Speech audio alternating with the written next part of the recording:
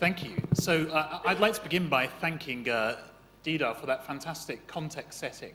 I think it was great to hear about the role of innovation in India. And also I'd like to thank you for the huge contributions you and Vicky have made to the preparation of this session and this report. So thank you very much indeed. Also my thanks to Victor, my good friend, who has set the context so well at a global scale on the importance of innovation as a topic globally and the role of the international partnership in taking that forward and working with innovators around the world. I think the stories of success that you told were really very powerful indeed. It's my pleasure to introduce the panel today. We've got a fantastic global panel. We have three entrepreneurs. We have one from India. We've got Sundeep, who runs 10 primary care centers in Mumbai. And we've got two innovators from around the world. So we've got Pedro, who's joined us from Medical Home in Mexico, where they have an online phone doctor solution. Pedro's going to talk a bit about that. And Gunther Faber from One Family Health, which has large programs, big PPP with the government in Rwanda and operating elsewhere in Africa. We have two investors on the panel today. So we've got investor VT has joined us from Sequoia here in India, who've been investing in the health sector, I believe, for the past 7 years. And Nandini from the United States, who works both with a hospital, with El Camino Hospital, but also as an investor across the west coast of America in health solutions. So fantastic to have the investors represented here too. And then we are also pleased to be able to be joined by Rajiv, who is the former Principal Secretary at the Ministry of Health and now leads RSBY. And so given the context setting that we've heard about the importance of public-private partnership, it's great to have a representative from the government sector on the panel today. So perhaps you'd like to join with me in welcoming our distinguished panel.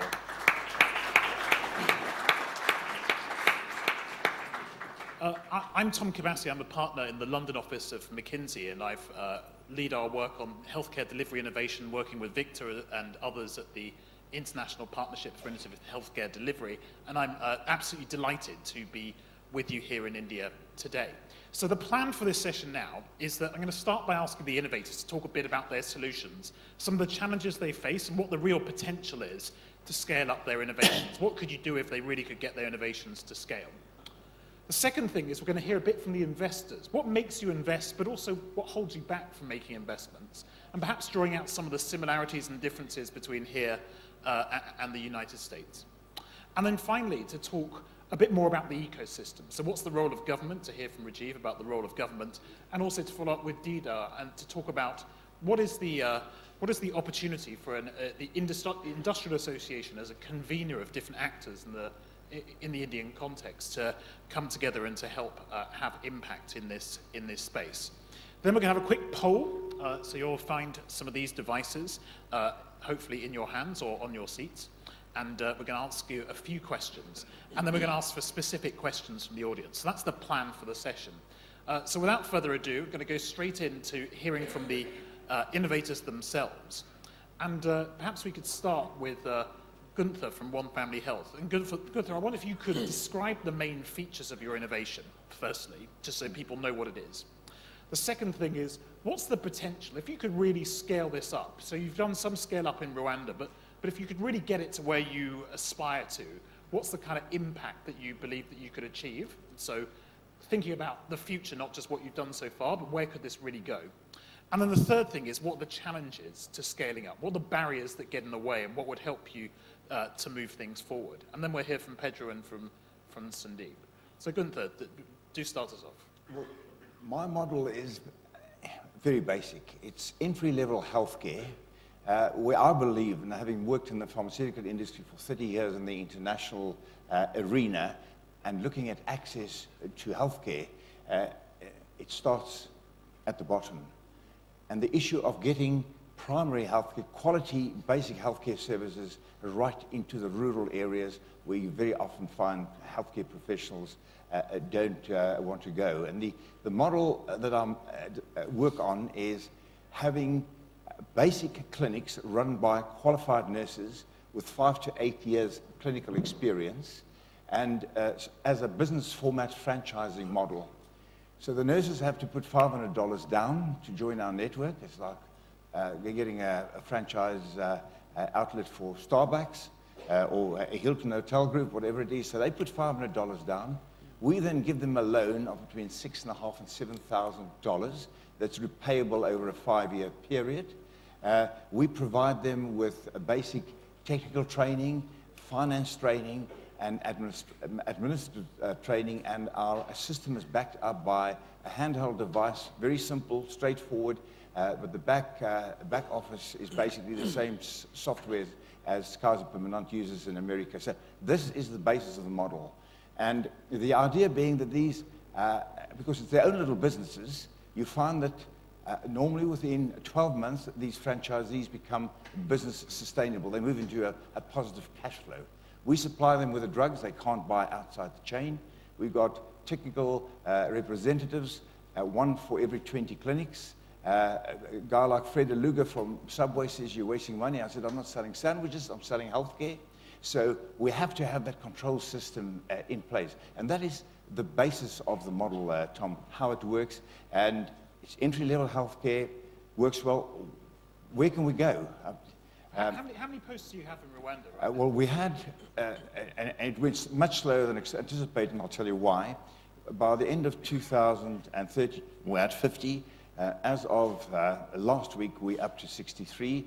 We will, scaling is back on track, and we are looking to scale, have at least 75 minimum new clinics on the ground. And last year, during the scaling process, at the end of the year, we're at 50, but we saw 200,000 people came through our clinics. So 200,000 people had received quality basic health care that they've never had before.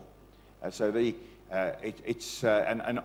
year we anticipate that with the scaling where we're going, we're looking at well over 500,000 people that will come through. That's a problem in itself from a funding perspective. But where can this model go? We did some simulation, and if somebody took a leap of faith and invested and said, "Look, there is $60 million. I will be able to develop 1,500 to 2,000 clinics, and we'll be able to provide quality entry-level basic health care to between 18 and 20 million people a year at a cost of between $1.80 and $2 per capita." Now, no government can get to that level in terms of supplying health care. If you look at normally 12, 13%, obviously, I'm talking entry-level health care and not the hospital side either. So it's got a huge, but what we have to do is prove it as a business sustainable model in a country. So franchisees, yes, they become sustainable, but me, the franchisor, because we charge them a 6% royalty, a 2% marketing fee, and basically no markup on the drugs that we supply because we're trying to keep the costs down. So it'll take me roughly to 350 clinics in Rwanda before I start making money. Now, I've got the foundation, but I've got a low L3C, low-profit company under the foundation, and in every country I register as a for-profit organization. So it's basically a for-profit business in market. Issues we've had,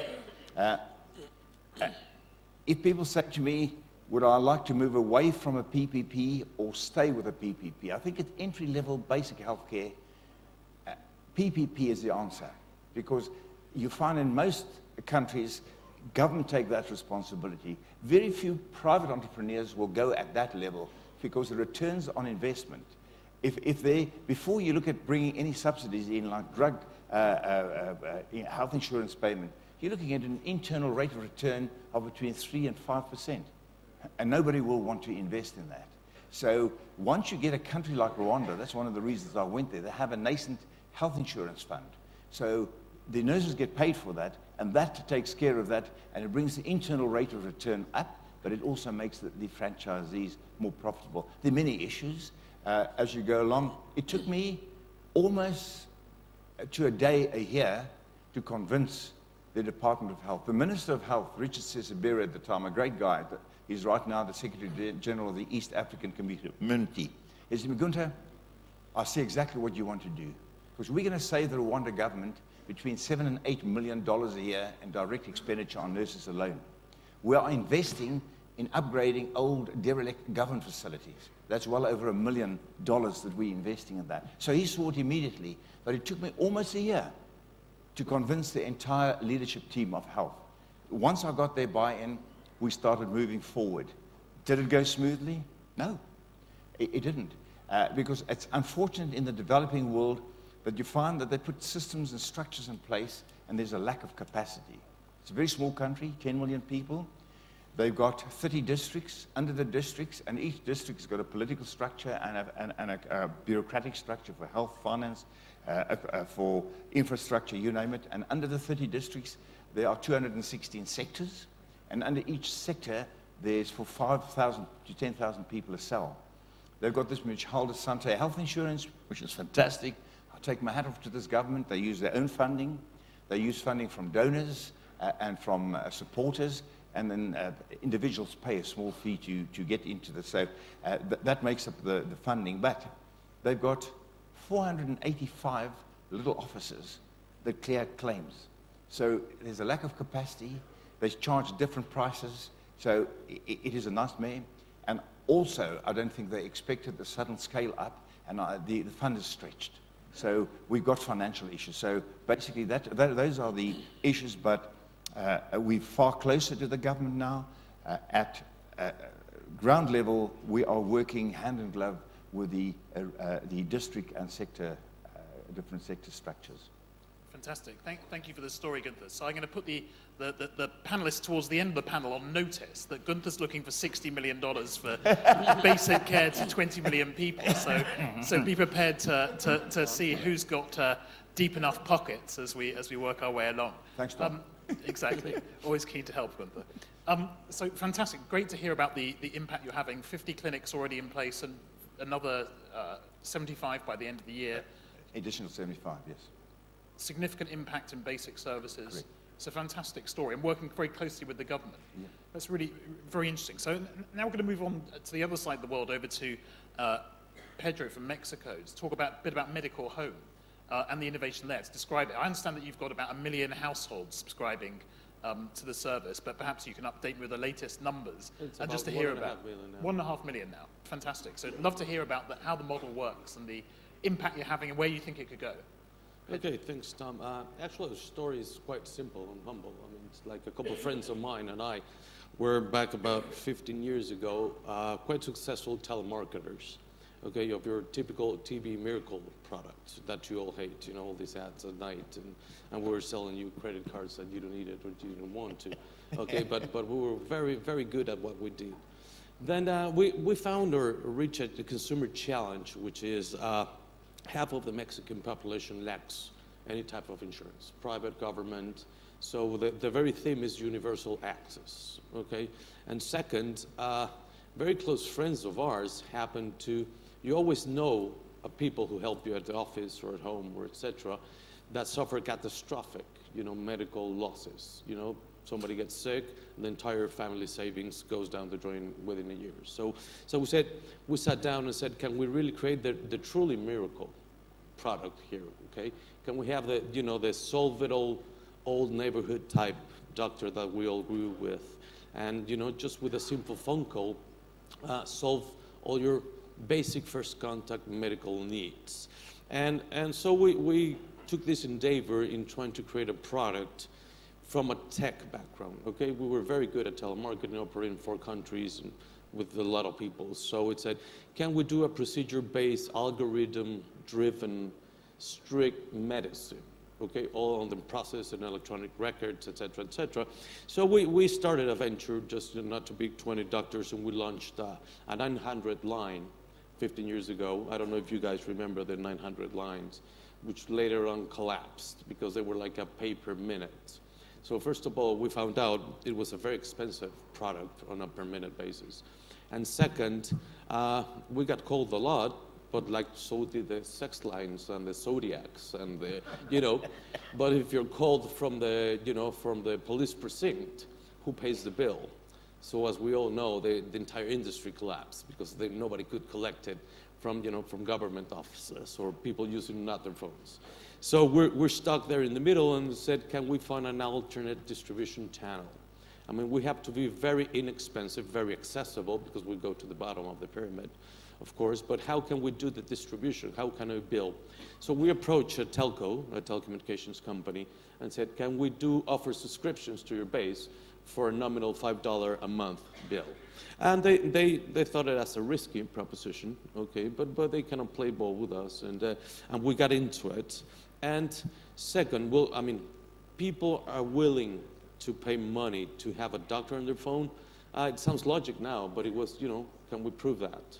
On a subscription based, I mean, always paying.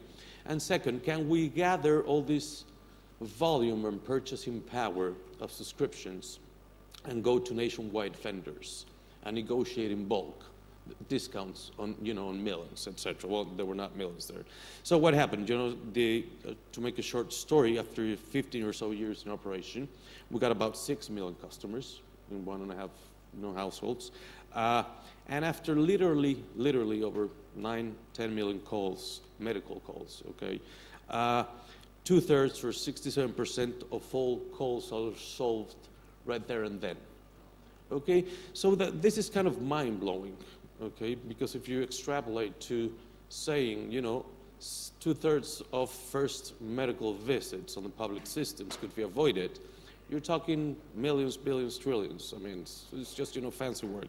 So, and second, the 1/3% of those who we don't help on the line, we really do them an economical favor, okay? 5 million people give you a lot of purchasing power, okay?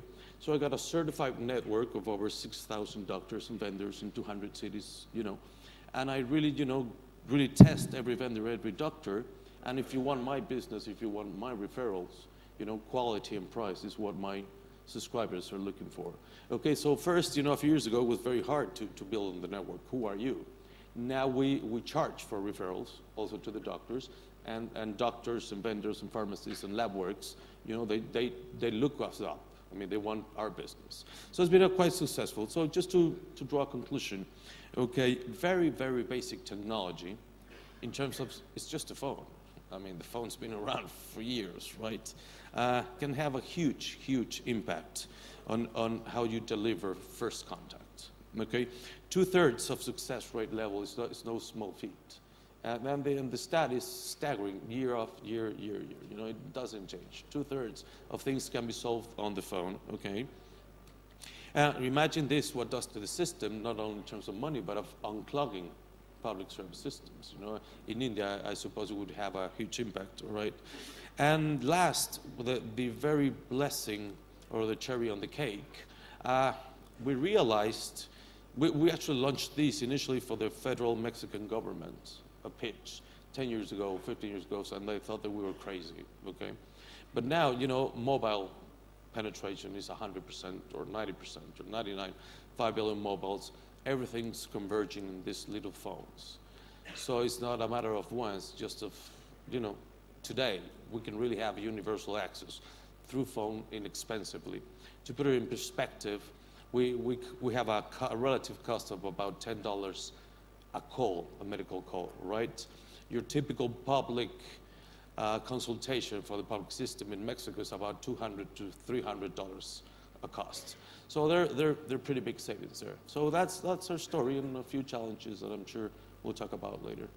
That's fantastic. Thank you very much, Pedro. So the question that must be on all our minds is you're serving 6 million people, you're solving 2/3 of the case over the phone, but it's a private partnership between medical and a telecom provider that seems to have made this scale rather than a public-private partnership so far. It doesn't feel like the government's got in on the action, right? It's been largely in the private domain that's brought this up to scale. Well, yeah. Up to date, it's been strictly private. Okay, I've been knocking on all sorts of government houses, local, state, federal, for the last 10 years, because just imagine, what the impact could be done if any health coverage system, okay, adopts this as a requisite. We've been successful too in corporate and private. You have your employees call us first, and we clear them to take a day off or to go and visit a clinic, or, productivity skyrockets. So, it's basically common sense. And the next big challenge is having governments to adopt the technology. So a big open question on government's role in innovation in primary care delivery, which I think takes us on very neatly to Sandeep, who's going to talk a bit about some of the innovations that you've been implementing over in Mumbai.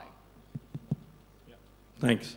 So I'm Sandeep Kapila. I'm from Swasth India, one of the co-founders. We are a 6-year-old social enterprise. It was started by me and Ankur. Both of us are batchmates from IIT Bombay, so we are computer science graduates, nothing to do with healthcare. But the one thing which struck us was the fact that 32 million people in India every year go from above poverty line to below poverty line. And the reason is a health shock or a health event in the family. So which results in either them taking a very high interest loan or selling an asset or losing a family member. So as engineers, this was a problem, this was a number which didn't sort of settle with us. We said, if this is happening, this means there's something wrong with the system, the way healthcare system works in India. So we've taken a very sort of engineering or a system kind of point of view on healthcare, not necessarily a very technical or a medical point of view. So with this in mind, our journey started 6 years ago. We started with first trying to work in micro health insurance. We did a lot of work in micro health insurance where we had a voluntary enrollment plan, like a comprehensive health plan. People got outpatient as well as inpatient benefits. There is still hardly any insurance plan in India which gives outpatient benefits. So at that time we tried that. And the biggest learning that came from it was that unless or until there is a good primary preventive health service network, insurance cannot work effectively. That is because unless there is good primary preventive healthcare, insurance will continuously result in people seeking care later. They will end up in a hospital instead of getting treated earlier because there is no cover for primary care. So I think with that in mind, 3 years ago, we changed our model entirely, business model, to what we are today. We today operate primary preventive health centers focused entirely on the low-income segments in the slums of Bombay. Our goal is to provide them care at half the current market rates from a private provider with a customer satisfaction level of 90% plus. And we have been able to do that for over 120,000 visits now in the last 2 years, where the care to patients have been, the price to patient is at about 90 rupees, which is $1.50, including drugs, diagnostics, and a doctor consultation. And the satisfaction levels are about 92%. In terms of innovation, how we have been able to manage to do that, the basic thing we have done is we have a very lean model for operating these centers. It's about 150 square feet of space, not more than that. That's just this much about where we are sitting. In that kind of space, we provide what we call as the 5 Ds. With the 50, it's about 250 square feet, sorry, not 150, but doctor, drugs, diagnostics, daycare, and dental services. So all of that available in this setup. And because of that, our cost compared to a private provider, we have reduced it by 40%. So with that cost reduction, that's the benefit we are passing to our customer. And at the same time, because we are a social enterprise, it's a business model, so it's sustainable. Our centers break even operationally in about a year, and they recover their capital investment in about 3 years' time. Fantastic, fantastic. So you've got, well, I agree, a round of applause, in fact, for all our innovators. That sounds like a fantastic model, and you've got 10 clinics so far. What is it that's holding you back from having 100 clinics? So essentially, it's capital. So recently, we finally managed to raise some capital from sort of the kind of investors I can say we want. We wanted patient capital where it's not necessarily about returns, it's not necessarily about speed of returns, but it's about, in a lot of ways, doing the right thing. So one of the aspects which I did not talk that much about in our work is preventive services. So this is the primary care, but a lot of our work actually is preventive, which is in the community with community workers. And there we work primarily in areas of diabetes, hypertension, iron deficiency, anemia, and waterborne diseases, all of which are very significant problems. And they require a very patient kind of investment in the community. So we need to detect more hypertension, more diabetes, so that people are detected earlier and they don't land up in a hospital with a heart attack or a chronic renal failure. So a lot of our investment actually goes there, and that requires a very different mindset to operate. And I think we've successfully, we have recently raised capital. So we are going from doubling to about 20 centers in the next few months, and hopefully. How much capital would it take to get you to 100 centers? You can So- see where I'm going with Yeah, this. yeah, yeah. So as per this kind of service in India, again, to put in perspective, our target segment is about 700 to 800 million lives in India across rural and urban. Urban alone, which is where our model is about 300 million people. Each center takes an investment, including the losses in the first year, of about just $15,000. So if I were to do the math on 200 million lives, to cover 200 million lives, we need about 2,000 centers, that's $30 million. So that $30 million can help us look at sort of urban poor or urban slum dwellers across India, which is about 200 to 50 million people, and that would be about 20 million visits or so per year. Excellent. So between you and Gunther, we've got the answer, perhaps. just we're lacking maybe $100 million, which takes me perfectly on to our next panelist. So VT, you've been investing in the healthcare sector here for 7 years at Sequoia Capital. You've heard about some of these fantastic innovations. I'd like to hear from you a bit about what you've made investments so far. They've been successful, as I understand. You're having a good time with the health sector here in India. What makes you invest?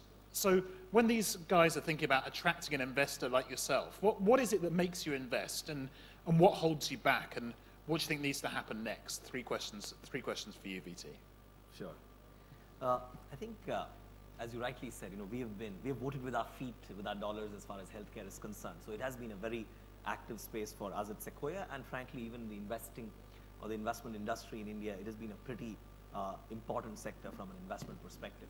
I think the things that have been driving it are obviously what Sandeep articulated in many ways. There is very, very strong demand with rising incomes, even at a very, very moderate level. There is willingness and there is desire to spend on healthcare because it's obviously very important. It is material from a life perspective. I think the other unique thing that has happened in India is, thanks to players like Apollo, there is enormous credibility of the private healthcare system in India, which is pretty unique in terms of willingness to patients to trust. Every time we do any kind of primary research in India, there is at very low income thresholds, there is willingness to go to private providers because there is belief in care, there's belief in trust, and more importantly, there's a belief that the problem will go away. So that is the market context, and which gets us very excited at Sequoia, about India. The other thing that we are seeing is, like Sandeep, we are seeing many, many entrepreneurs. It's a very, very fertile market.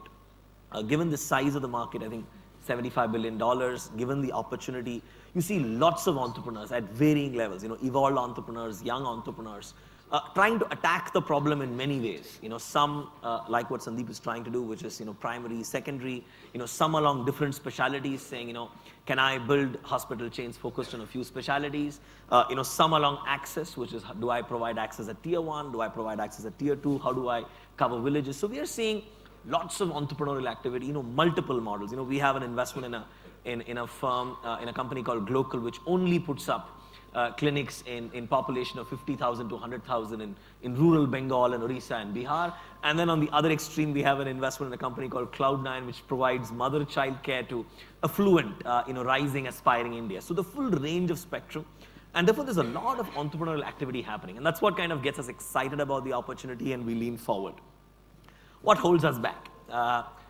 Wherever we have held back, because we have historically leaned forward more than leaned back, at least as far as India is concerned. I think 2-3 things we have noticed are challenges as far as the healthcare system is concerned. One is, because cost of capital is high in India, debt is at 14%. Obviously, therefore, equity capital is more expensive. One of the big challenges with entrepreneurs have is in making their economics of their standalone unit, if it's a unit-based model for expansion, viable, and generate enough returns to take care of both debt and equity. Some therapies, some specialties, some economic models work, and some economic models don't work. And Are there things that can be done to make them work? Absolutely. You know, you provide more access, you provide public insurance, then you're basically allowing a larger number of individuals to get access to those services, and that allows the models to scale. But today, at this point of time, it's harder. You know, I'll give you a great example. You know, dialysis centers in India. Dialysis centers in cities in India where there's public insurance, the unit economics is 2x better than in cities where you're only relying on out-of-pocket expense. And that's a huge delta. If there were more cities where public insurance was available, the ability to scale that model up, make the economics viable would be far higher than what it is now. So I would say there are a few things which from an industry we need to think about, from government we need to think about, to make some of the economics viable so that you can actually scale up.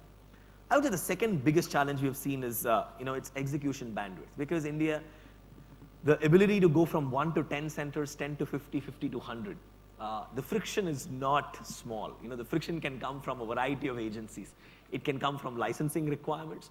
It can come from fighting entrenched interests. Because look, the reality is if you're going and providing good quality healthcare, there are parties in areas, people who are affected by it, however perverse it sounds. So you have to fight those battles, across the various streets. And you need management capacity. Managing 50 units is easier than managing 1,000 units, right? I mean, that's reality. It doesn't scale linearly. The challenge scales exponentially when you go from 100,000 patients to 1 million patients. So I think the execution bandwidth is something that we have often struggled with. And therefore, we often ask ourselves the question saying, look, the economics seems to work at one center, but will there be management that can manage thousand centers? And that's a very important question. And it's a question sometimes for which we struggle to find answer for. So the management capacity really to scale is one of the big things holding it back, but the rate of return too. So that's maybe the challenge for our innovators on the panel, to think about the rate of return and how they're going to answer and meet that management challenge. I wonder if I could move us on then to Nandini, if you could talk a bit about what you think are the main lessons that you've learned investing on the West Coast in the US, and what would your advice be when you come back here to Delhi and you're looking at the different innovators that are working here? We heard some of those great examples in Victor's talk a little bit earlier. When you think with the investor mindset, what is it that really comes to the top of your mind as the lessons really for India? Thank you. If I may, first of all, I'd like to thank Dr. Reddy as an entrepreneur and as a venture capitalist supporting innovation. I'd like to applaud Dr. Reddy and Preeta and Sangeeta for leading innovation and supporting it in such a fabulous manner. And being a Duke alum, if I may also take the opportunity to congratulate Dr. Victor Zhao, how proud we are that IOM is going to be led by him, who has done a superb job of creating global footprint in the world for health and for all. And it's a privilege being here. So as a venture capitalist from Silicon Valley, what excites us and what allows us to go forward is disruptive technology. We shy away from anything that is even close to being a Me Too, so something that's unprecedented, something that's truly innovative, that's going to change the world as best as it can. And then since we work in a proprietary area, the patent strength is incredibly important for us. Not only the patent strength, but now we live in an era where we have to look into the life of the patent, because you can't have continuation in patents post the GATT rules. So that's important. The market size, and I don't know how Dr. Zhao is going to take it, but I know Duke takes a leadership role in working with the FDA, but as venture capitalists, we're always very wary of how the FDA is going to look at the risk-reward syndrome.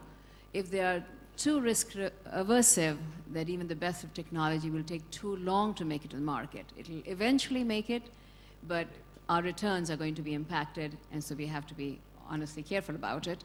And then the larger ecosystem, we have to look at the landscape, because at the end of the day, whether we're investing in biotech or medtech, our exits truly come from the acquisition. And it depends on who the acquirers are and what framework that they're working in. So that's incredibly important to us, because if we are not mindful of our exits, then we can't plow back money into innovation. So lessons learned. So I'll just take a case study, and it's actually very dear to my heart, being the only woman on a breast cancer detection company. We were very gung-ho looking at ultrasound imaging. It's very free, it's very easy to use. You don't have to worry about the X-ray aspects of it. So we thought it was going to be adopted very easily. That was not the case. As you know, increasing awareness, even in a country like United States, where the patient is very well informed and Google is only one click away, and we all go to Google before we go to the doctor, we would have thought that the understanding that we were trying to disseminate, that X-ray does not do justice to Asian women's tissue because we have dense tissue as opposed to Caucasian women who have fatty tissue, and as a result, X-ray can do early detection for fatty tissue, but not for dense tissue. So given that was the case, we were trying to disseminate the information that you must use ultrasound, and we were trying to go to the FDA. And it was a very interesting battle that we had. We thought this should be something simple.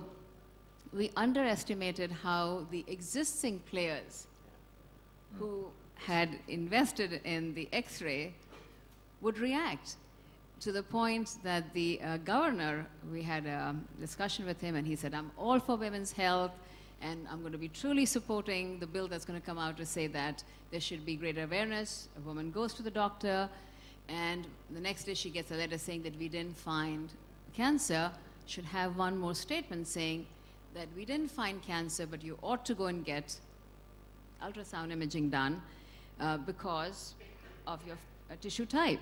So we said, fantastic. Next day I pick up the newspaper, and the governor has vetoed the bill.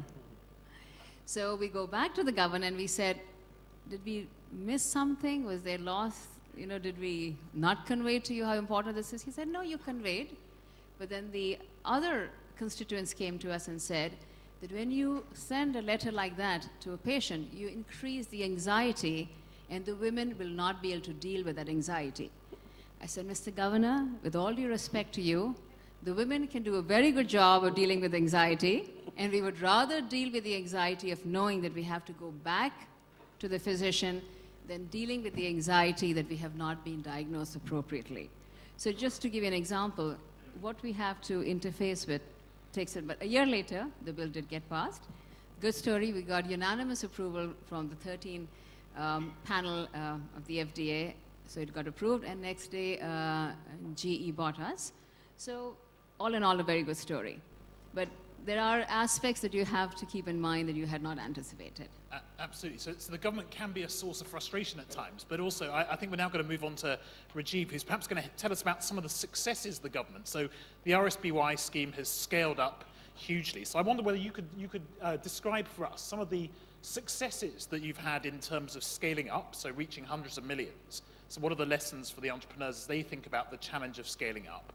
And then the second is to put a challenge to you and say, what could RSBY's role be in encouraging and supporting innovations, particularly in primary care and access to basic services that we've heard about from the panel today. So the lessons learned from the scale up, and what can RSBY do to help some of these innovations to succeed?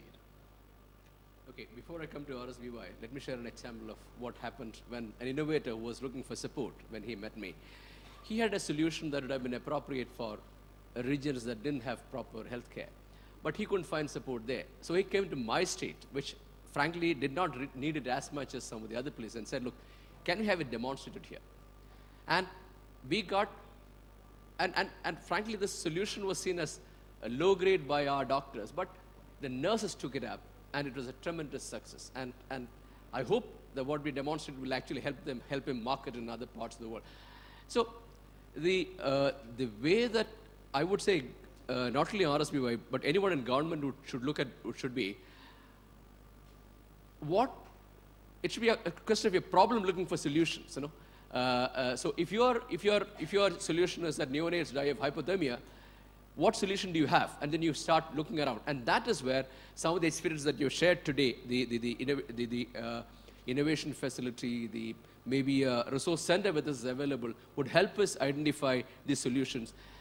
And also in government, what will be needed is a kind of validation before it can be adopted. And that's again where the Dr. Shah's facility and all would be very useful. Coming to RSBY. Let me share an example where we could use something like that Sandeep is looking at or is working on. As was rightly mentioned, RSBY is a social health insurance program. And one of the ex-ante moral hazards of health insurance is always not investing in prevention. But current financing models that we have, which is payment for an event, which I suppose applies to most insurance schemes in India, is not a good thing for overall public health. I mean, it might be good for ease of management, but not for the good of the population. So what we are now looking at is, how do we develop provide a payment mechanism which will incentivize the providers not for procedures, but for overall health outcomes? And it's extremely difficult to work with. We're looking at one state. We're looking at trying to work with them and trying to identify providers who will be primary care providers to start with, but we'll also have to network with secondary and tertiary providers and provide a payment mechanism which will incentivize all of them. So we're trying to manage a set of conflict of interest between the primary care provider and the secondary and the tertiary care provider, because a primary care provider will stand to make money if the referrals don't go up. So that is one of the kind of provider organizational kind of initiatives that we are looking at.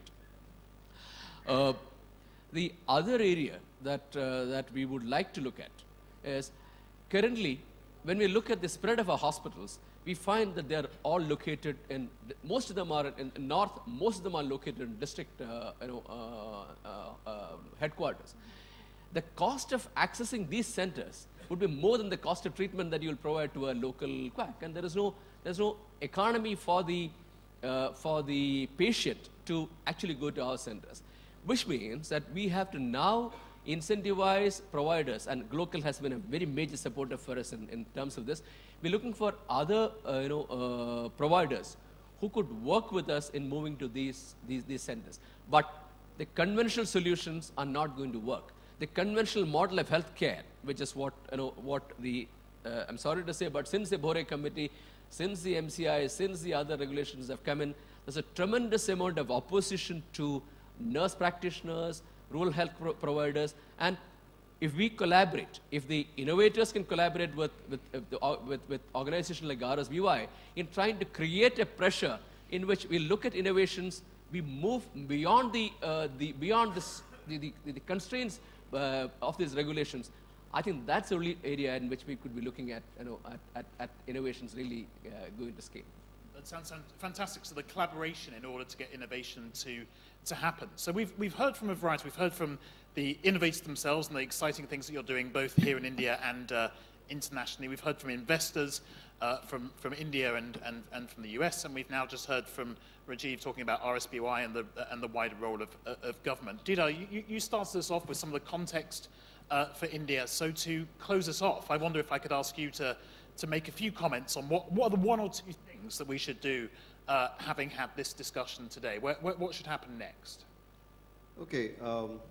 In terms of the larger context, as we all know, there is no one solution. There can't be. Technology, the way it's moving, and it's not just in healthcare, it's in every part of manufacturing in every part of the world. Technology is going to get more and more expensive. And as it gets more and more expensive, and especially with the lifespans increasing, cost is obviously going to go up and up and up. Now, when we look at today's context and we look at universal healthcare, we heard some very interesting examples from Mexico and from Rwanda.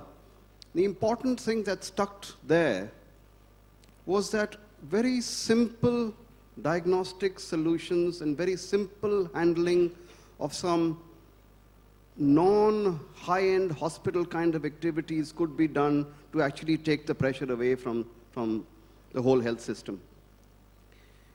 Who can provide that? When you look at India and 1.2 billion, no matter how many such innovative private sector initiatives come in, ultimately it's only government that can do it, because that's the only one that can afford the massive infrastructure. Particularly when you look at the fact that you just heard private sector involvement at this grassroots level has a return of 3 to 4%. And if you've got interest rates going at 14%, that return becomes 1 or 2%. So who's going to put the money in there? So ultimately the solution has to come from government in all this particular area, the universal healthcare part of area.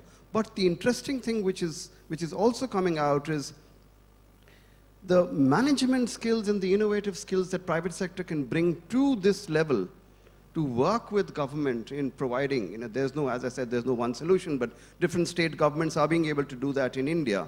And as industry and as us, and you were talking about industry associations like us, what do we try to do?